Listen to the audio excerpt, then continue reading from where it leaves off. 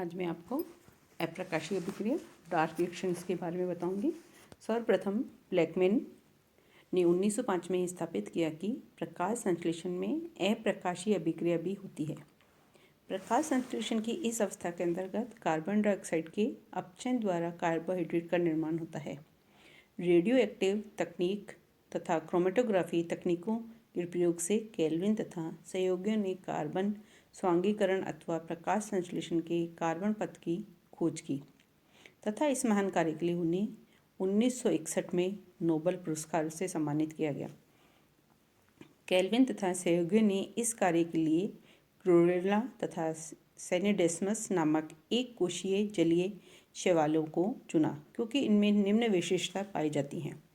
ये तेजी से वृद्धि करते हैं तथा इनकी विशुद्ध कॉलोनियाँ प्राप्त होती हैं।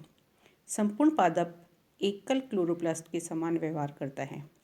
इन्हें बड़े पैमाने पर संवर्धित किया जा सकता है। इनके प्रकाश संश्लेषी वर्णक उच्च पादपों के समान हैं। केल्विन तथा सहयोगियों ने आइसोटोपिक C14 युक्त कार्बन डाइऑक्साइड के प्रयोगों के निष्कर्ष के आधार पर बताया कि कार्बन अपचयन एक चक्रीय प्रक्रिया है। केल्विन ने शैवालों में रेडियो एक्टिव C14O2 की उपस्थिति में कुछ सेकंड्स के लिए प्रकाश संश्लेषण किया तथा ये पाया कि प्रथम स्थायी उत्पाद 3-फॉस्फोग्लिसरिक अम्ल 3-PGA होता है। क्लोरेला की कोशिकाओं को जब C14O2 के वातावरण में प्रकाश संश्लेषण कराया गया तो 30 सेकंड तथा उसके 60 सेकंड पश्चात विश्लेषण करने पर रेडियो एक्टिव कार्बन अन्य बहुत से कार्बनिक यौगिकों में पाया गया। 30 सेकंड की अवधि के पश्चात रेडियो एक्टिव कार्बन की अधिकांश मात्रा ट्रायोशक्रा में तथा 60 सेकंड की अवधि के पश्चात अधिकांश हेक्सोशक्रा में उपस्थित थी। बीसम 1959 ने रेडियो एक्टिव कार्बन डाइऑक्साइड की सहायता से पत्तियों में RUDP राइबोलोज डाइफॉस्फेट PGA फॉस्फोग्लिसरिक अम्ल व अन्य यौगिकों की उपस्थिति का विश्लेषण करने पर पाया कि अंधकार में इनकी मात्रा तेजी से गिर जाती है तथा फॉस्फोग्लिसरिक अम्ल की मात्रा बढ़ जाती है, जिससे उन्होंने निष्कर्ष निकाला कि यह कार्बन डाइऑक्साइड ग्राही का कार्य करता है तथा प्रथम स्थायी उत्पाद 3-फॉस्फोग्लिसरिक अम्ल का निर्माण करता है। केल्विन तथा उनके सहयोगियों ने रिबुलोज डाइफॉस्फेट के चक्रीय पुनरुद्भवन खोज निकाला। हैच व स्लेक ने 1970 में कुछ पौधों में कार्बन स्थिरीकरण के अन्य परिपथ को खोज निकाला, जिसमें प्रथम स्थायी यौगिक 3 कार्बनिक यौगिक न होकर 4 कार्बन यौगिक होता है।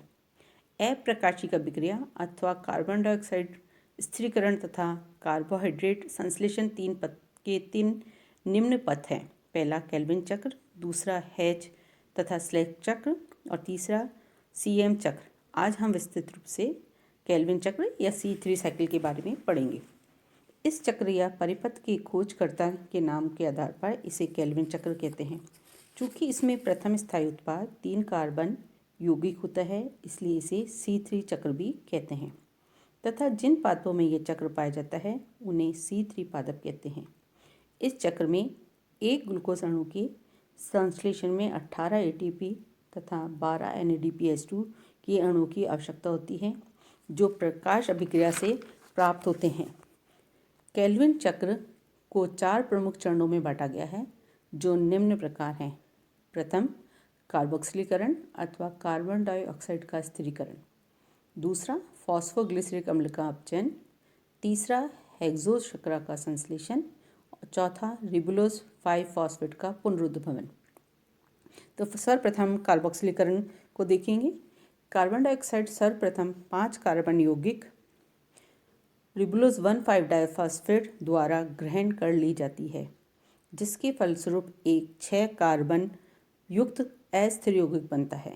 इस यौगिक के तुरंत जल अपघटन से 3 कार्बन यौगिक फॉस्फोग्लिसरिक अम्ल के 2 अणु का निर्माण हो जाता है।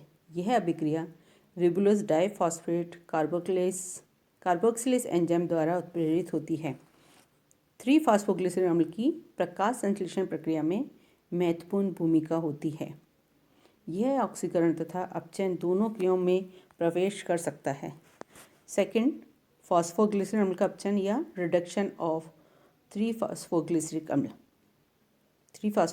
एसिड। 3-PGA का अपचयन फॉस्फोग्लिसरॉल्डिहाइड में होता है। यह अभिक्रिया NADPH2 तथा ATP के सहयोग से होती है, जिनका निर्माण प्रकाश अभिक्रिया में होता है। इसके अंदर 3-PGA NADPH3 से ट्राइओस फॉस्फेटिहाइड्रोजनेज के द्वारा 3-फॉस्फोग्लिसरॉल्डिहाइड का निर्माण करता है। यह अभिक्रिया 2 चरणों में पूर्ण होती है। प्रथम चरण के अंतर्गत उपरोक्त अभिक्रिया होती है।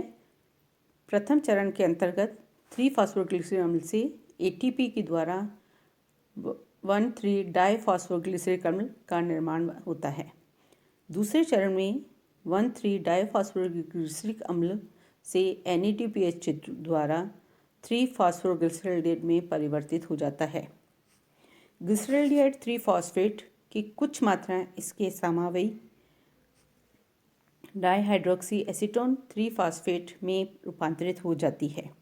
यह क्रिया फॉस्फोट्राइओस आइसोमेरेज एंजाइम की उपस्थिति में होती है। तीसरा, हेक्सोस शर्करा का संश्लेषण। फॉस्फोग्लिसरॉल्डिहाइड तथा डाइहाइड्रोक्सी एसीटोन फॉस्फेट का एक अणु एंजाइम एल्डोलेज की उपस्थिति में संघनित होकर फ्रक्टोज 1,6 डाइफॉस्फेट का निर्माण करता है। और फ्रक्टोज 1,6 डाइफॉस्फेट का फॉस्फेटेज एंजाइम की उपस्थिति में तुरंत ही विफॉस्फोरीकरण हो जाता है, जिसके परिणामस्वरूप फ्रक्टोज 6 फॉस्फेट बन जाता है। इस प्रकार निर्मित फ्रक्टोज 6 फॉस्फेट का 1/3 भाग प्रकाश संश्लेषण के मुख्य उत्पाद के रूप में विमुक्त हो जाता है, जो बाद में ग्लूकोज का निर्माण करता है तथा ग्लूकोज संघनन द्वारा सुक्रोज तथा स्टार्च का निर्माण करता है। फ्रक्टोज 6 फॉस्फेट की 2/3 मात्रा का उपयोग कार्बन डाइऑक्साइड ग्राही रिबुलोज डाइफॉस्फेट के पुनर्निर्माण में होता है। चौथा, regeneration of diphosphate ribulose diphosphate या रिबुलोज डाइफॉस्फेट का पुनर्निर्माण। केल्विन चक्र के प्रत्येक चक्र में एक कार्बन डाइऑक्साइड अणु प्रयुक्त होता है तथा रिबुलोज डाइफॉस्फेट इसके ग्राही का कार्य करता है। इसलिए प्रत्येक चक्र का प्रारंभ रिबुलोज डाइफॉस्फेट का पुनर्निर्माण निम्न चरणों में होता है, जैसे कि आपको इंडिकेट हो रहा है। सर्वप्रथम फ्रक्टोज 6 फॉस्फेट तथा ग्लिसरॉल्डिहाइड 3 फॉस्फेट परस्पर क्रिया करके इरिथ्रोज 4 फॉस्फेट 4 कार्बन तथा जाइलुलोज 5 फॉस्फेट 5 कार्बन यौगिक का निर्माण करते हैं।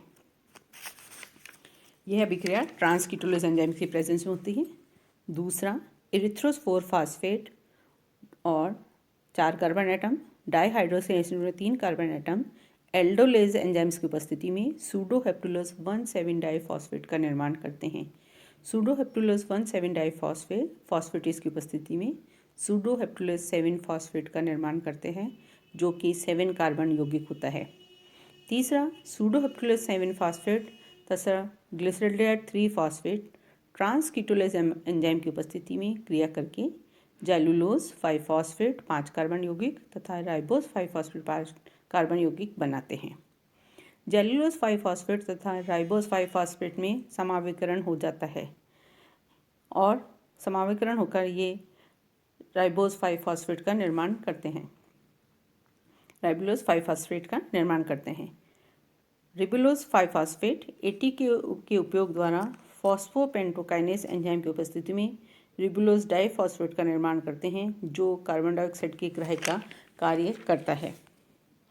अब हम इसे केल्विन चक्र के द्वारा भी इंडिकेट कर सकते हैं कि किस तरह से इसके अंदर जो है केल्विन चक्र में CO2 जो है राइबोलोज 5 फॉस्फेट के द्वारा 1,5 डाइफॉस्फेट इसका कार्बोक्सिलीकरण होकर अनस्टेबल प्रोडक्ट बनता है। उससे फॉस्फोग्लिसरिक एसिड और उसके विभिन्न स्टेप्स होते हुए 4 कार्बन एटम 5 कार्बन एटम और 7 कार्बन एटम शुगर का निर्माण होता है इंटरमीडिएट कंपाउंड्स के रूप में। केल्विन चक्र के अंतर्गत अभिक्रियाओं को निम्न प्रकार से हम समझा सकते हैं। फर्स्ट, जल कार्बन डाइऑक्साइड और 6 राइबोलोज 1,5 डाइफॉस्फेट की कार्बोक्सिलेज के द्वारा ये 12 मॉलिक्यूल फॉस्फोग्लिसरिक अम्ल के बनते हैं। 12 मोलिक्यूल फॉस्फोग्लिसरीन अम्ल के 12 ATP 12 NADPH2 की उपस्थिति में एंजाइम ट्राइओस फॉस्फेट डिहाइड्रोजनेस की उपस्थिति में ये 12 मोलिक्यूल फॉस्फोग्लिसरिक एल्डिहाइड या डाइहाइड्रो एसीटोन फॉस्फेट के बनाते हैं तथा 12 NADP और 12 जो है ADP का निर्माण होता है। तीसरा स्टेप्स जो है 3 phosphoglyceric acid dihydroxy acetone phosphate की उपस्थिति में एंजाइम एल्डोलोज की उपस्थिति में ये फ्रक्टोज 1,6 डाइफॉस्फेट बनाते हैं।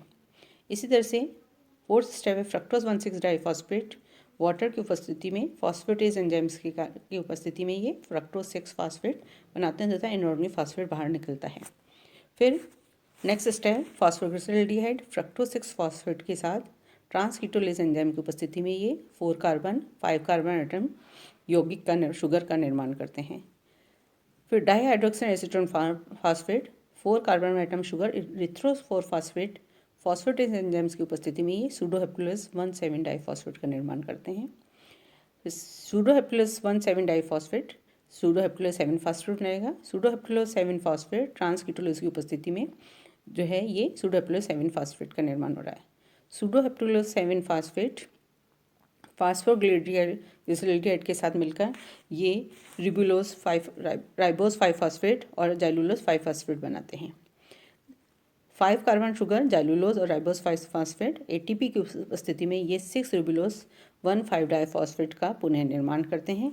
इस अभिक्रिया के अंदर 18 ATP और 12 NADPH2 काम में आते हैं। एनर्जी कंज्यूम होती है और ये इसके अंदर कार्बोहाइड्रेट का निर्माण होता है। इस तरह से केल्विन साइकिल के अंतर्गत 18 ATP और 12 NADPH2 का निर्माण